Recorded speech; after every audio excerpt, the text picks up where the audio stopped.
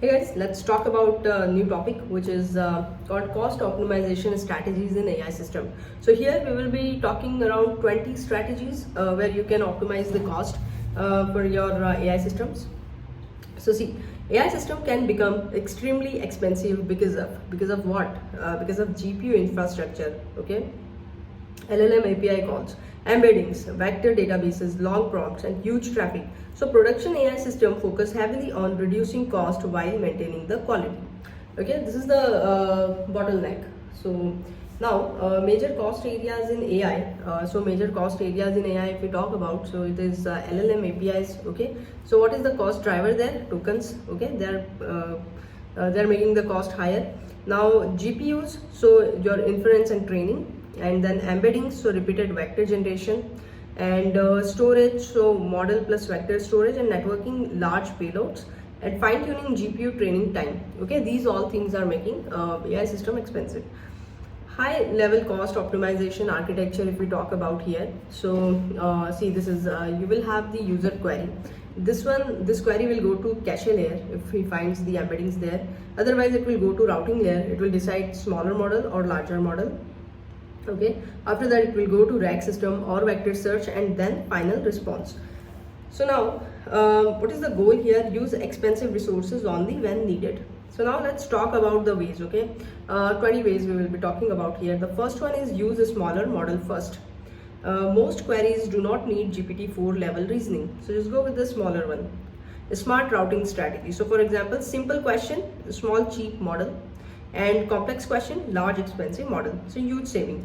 For example, what is Java? So go with the smaller model, and design distributed scheduler, then go with the larger model. So second is prompt compression. So LLM cost depends heavily on input tokens and output tokens. Okay, so reduce prompt size. So see, send entire 200-page document, that will be the bad, but what will be the better? Send only relevant chunks, use RAG there. Third one is RAG instead of huge context. So instead of sending all the enterprise documents, retrieve only relevant chunks, and massive token savings would be there. So for example, your user query will go to vector search, and then top relevant chunks, and then it will go to LLM. Embedding caching. So avoid generating embeddings repeatedly. Okay, if repeatedly it is getting used, just store it in the cache. For example, what is Java? Embedding reused from cache itself. Okay, response caching. So very powerful optimization. Repeated questions, return cached AI responses. For example, what is RAG? Okay, so million may ask the same question. So no need to call LLM every time for this. Okay, you just go and store it in a cache. Semantic cache. So avoid optimization. Even similar queries reuse responses, right? So for example, if someone is asking what is Java and someone is asking what is Java programming, they are semantically same, right? So may use the same cache result. Now batch inference.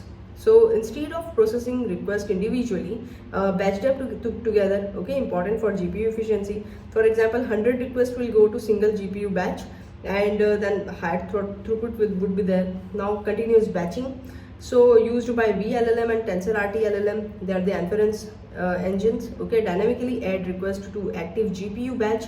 So massive GPU saving would be there. Quantization, reduce model precision. Okay, from FP32 to FP16, 8, and then 4-bit. So what will be the benefit for this? Lower GPU memory, faster inference, and cheaper infrastructure. Now use open source models strategically. Okay, not every request needs expensive API models. So hybrid approach, like internal model for FAQ and GPT-4 for hard reasoning. Now 11th one is auto-scaling GPU infrastructure. So avoid idle GPU, scale dynamically based on the traffic. For example, at night time, just use the fewer GPU. For peak hours, use the more GPUs. Okay, so high savings would be there. See, few points will be common from my other videos, but these are the answers, right? These are the part of the answer, so we cannot skip them. Now GPU sharing or MIG. So partition GPU for smaller workloads. Okay, instead of one embedding service to full GPU, share GPU efficiently. Okay, now what is MIG here? Multi-instance GPU, an NVIDIA technology that divides one physical GPU into multiple smaller isolated GPUs, so multiple users or app can share it independently. So for example, one NVIDIA A100 GPU can be split into 7 small GPU instances, and each with separate memory, compute and cache.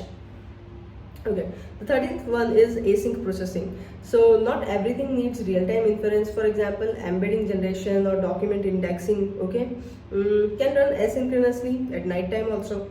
So cheaper infrastructure usage, optimized chunking. So large chunk will have the expensive tokens. Okay, so here a smaller chunk like poor retrieval need balanced chunk size. So if you are using large chunk, so that they will be expensive. If you are using smaller chunk, so you will have a poor retrieval, you will not have the correct answer what you need. So there should be a balance, okay, in the chunk size. For example, 300 to 500 token chunk commonly used. Okay, now 15th one is limit output tokens. So whatever tokens you are sending, very important example, maximum token size, let's say you have limited it to 200. So prevent unnecessary long responses. Okay, what if user doesn't want that very big response? Then early exit strategy. See, if answer is confidence high, okay, user got the answer, then stop generation early itself and reduce output token cost, right? Multi-level caching, so common production architecture. What is multi-level caching? So you have multiple layers, okay, cache layers. So for example, you have a CDN layer, so your static data assets will be served from there. API cache, so your response, just cache the response, API response in that cache. Embedding cache, definitely in this one for vector we will be using, and semantic cache for similar queries we will be using. Now fine tune smaller model. Okay, instead of using huge general model, fine tune smaller domain specific models, so they will be cheaper and faster. For example, 70 billion fine tune model may outperform generate 70 billion model for enterprise FAQ. Okay, why you are using 70 billion model for FAQ kind of things? Okay, just use the 7 billion one, no? 7 billion parameter. Okay, now 19th one is optimize retrieval quality. So bad retrieval like more tokens, more hallucination, repeated retries.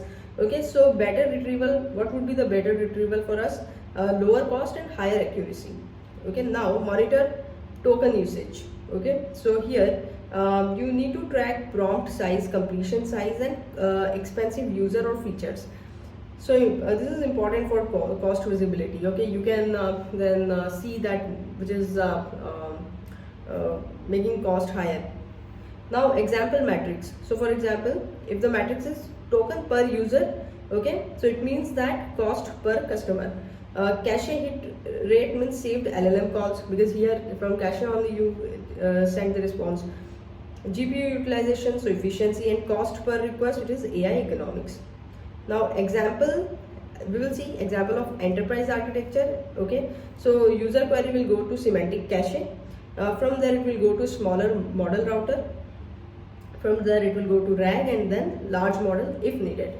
Now biggest cost saving in real system if you talk about, so if you go with the caching strategy, then massive impact.